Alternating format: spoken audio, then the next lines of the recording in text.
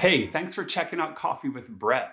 I hope you're enjoying these short videos. If you ever have a project management or a TeamGantt related question, definitely get in touch. And if you're looking for more helpful video content, be sure to subscribe to our YouTube channel and click on that bell icon so that you can get notified when we release new content. All right, so in the last episode, I talked about how to identify project stakeholders. Getting to know the people you'll be working with or for is important when you're working on a project and you're managing expectations and you're really educating folks on their roles and their responsibilities and what they're going to need to do during your project. Let's be honest, that work, it's never easy. People are people. And by that, I mean, everyone comes to the table with different expectations, different experiences, and even differing attention levels. So I always think it's good to take an extra step to engage your stakeholders about your project before you actually jump into the work.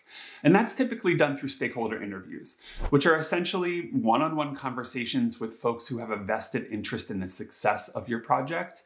And, if you're running a full-scale project, chances are your team is going to conduct stakeholder interviews. These interviews with a variety of people and positions and different roles in organizations can give your team a really clear understanding of goals, challenges, feature requests, and even personalities within the organization or the team that you're partnered with. As a digital PM, I scheduled and conducted hundreds of interviews with stakeholders on projects. On many projects, a strategist might have conducted the interviews while I sat in and just took notes. But there are plenty of instances where I actually led the interviews as well. You see, a lot of people see stakeholder interviews as just an opportunity to gauge the full stakeholder team's goals, intentions, and motivations for the project. And they're absolutely right for that. I mean, of course, that's a good idea. Don't get me wrong here.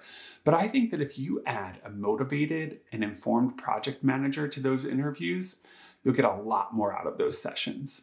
So I think that you should use your time with stakeholders to ask important questions about the project and its goals and requirements.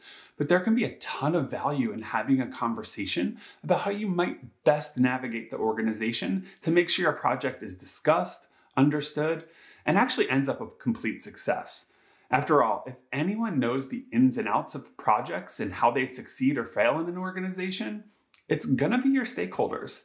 So if you want to get ahead of those issues, just ask a few simple questions, and I promise you'll uncover a lot of information that could impact your plan, how you communicate about the project, how and when you present your work, and maybe even some insider information on team politics, issues, or risks that you'll definitely want to avoid.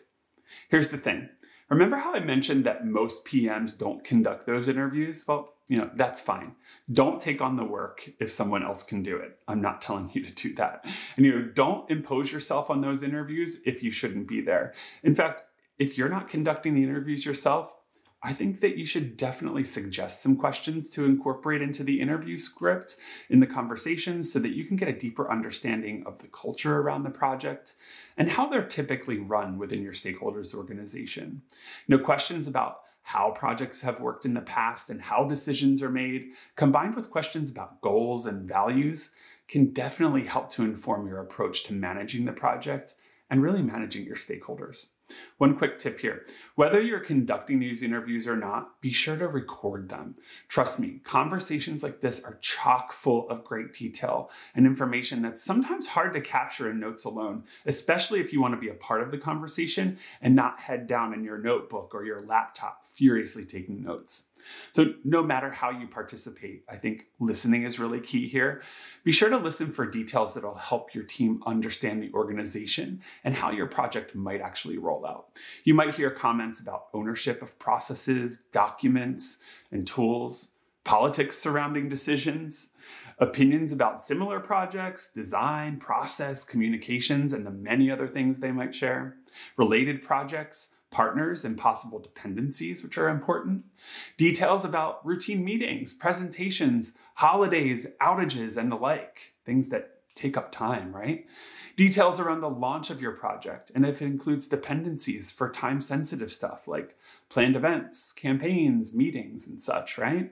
And lastly, mention of other stakeholders, relationships, disagreements, office politics, and other juicy details that might impact how you navigate the project.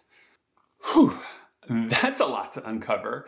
But to me, that's what makes those interviews so much fun. You get to learn about the people that you'll be working with, and you also get to begin to kind of build relationships with key decision makers. And at the same time, you get to better understand the project that you're going to be working on. All good stuff. You can also gauge how each person views and values the project, and you'll even learn some things that might impact how you manage it all. Having all of that information in one place coming straight from the horse's mouth, or the stakeholder's mouth, is like hitting the PM jackpot. I mean, seriously, you get great information from stakeholder interviews. Just listen and take notes. And remember, use and refer back to those notes. Anything that could be a project risk or a potential issue to think about is something that you should call out and eventually discuss with your team and your main point of contact. If one nugget of truth about an opinion, person, issue, or process is raised, and you can adjust your plan slightly to avoid a major issue, you absolutely win, and we all love winning. All right, so you might be wondering what type of questions you might ask. I'm going to show you some sample questions on screen here. If you want to use these questions, either hit pause now and write them down, or in a second and write them down, or grab the free stakeholder questions download in class number 9 of our Art and Science of Leading Projects video series, which you should definitely check out. It's all about keeping stakeholders happy and engaged. Okay, so first, you want to dig into project goals. At the point of doing interviews, you're really early on, so you're likely already informed on top-level goals, but this is your opportunity to dig in on the individual level, to talk about how the goals were set and why. It's also your chance to see how each stakeholder might be impacted by those goals, or if they or anyone else on the team has a dissenting view. I like those kinds of questions because you get the information you need for the project itself, but you also get some insight into where you might come across some organizational issues. Then you'll want to dig in a little bit more on the stakeholder team and their preferences on how they'll work with you. Understanding who the people are is great, but knowing how they work and what they're expecting in terms of process can be incredibly helpful. If you watched the last episode, you heard me talk about the swoop and poop. Clearly, you want to avoid that. Oof. So dig into the makeup of the team and make sure you're accounting for all stakeholders. It might feel redundant asking this question, but you'd be surprised how many stakeholders can show up out of nowhere mid-project, and you definitely want to avoid that at all costs. At the same time, you want to be sure that your stakeholders are actually thinking about how they'll work together on the project. So ask some questions about their expectations of how the project will run and who actually owns the process on their team. If you come up with dissenting views, you'll quickly resolve any issues related to decision-making that can hold your project up. Then, just knowing who knows what can be so helpful. Because I've worked on a lot of technical projects, I like to get a sense for how technically savvy my stakeholders are, or if they even understand the type of project that we're working on. You'd be surprised.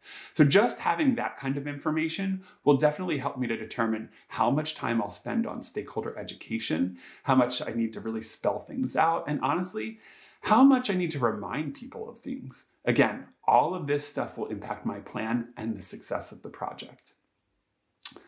So finally, you want to dig into how the project will be managed. Ask about their communication preferences to make sure your important messages are actually landing with everyone. Talk about how you'll deliver status updates and gauge their interest in being included on those.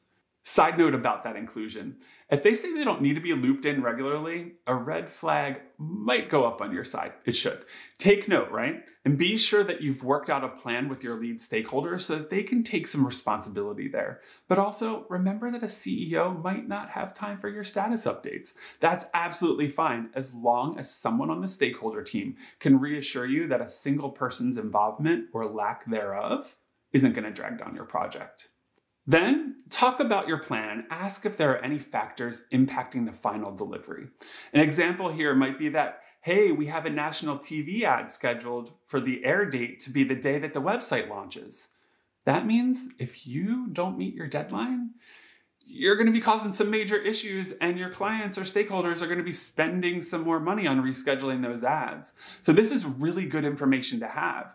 It's also good to know if your stakeholders are planning to be away for available stretches of time, because there's nothing worse than trying to get work done or move to the next step in your process and your partners have gone completely silent, right? So if you just ask about it, you'll know and you can plan for these things.